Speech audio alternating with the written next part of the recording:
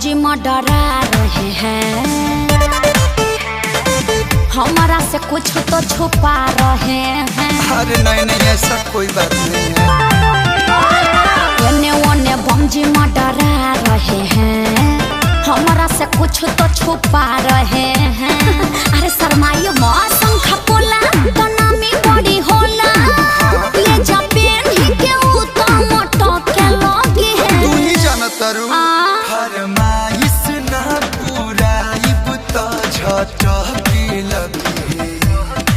हरिया चूड़िया खातिर मुड़िया धनिया पटोल के लगी। हरिया चूड़िया खातिर मुड़िया धनिया पटोल के लगी। हे दुकानदारी फीलिंग समझो ना। अरे का हम सब जम के तो बुझाते नहीं के कि तू बोला हो के भक्त हो के बीबी के।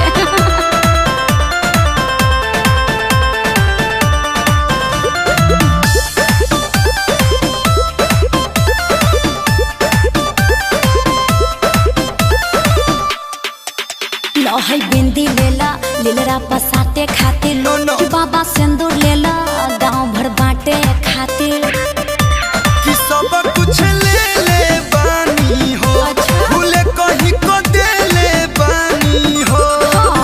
लची दाना के करा जनी माना, पर शादी माने खातिर भटो के लगी है। सब ले ले बानी। हेलो फरमाइश ना पूरा इब तो झटकी लगी। तेरा मौत हरिया चूड़िया खातिर मुड़िया धनिया पटोल के लगी है। जिदिया है भाई का। हरिया चूड़िया खातिर मुड़िया धनिया पटोल के लगी है।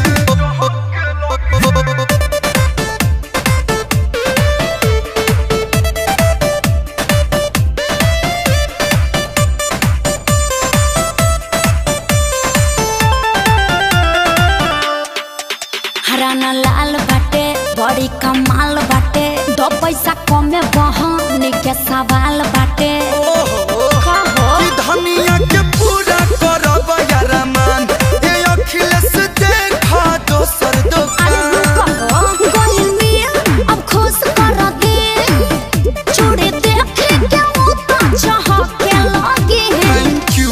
मेंशन नॉट फरमाइश ना पूरा इब तो झटकी लगी।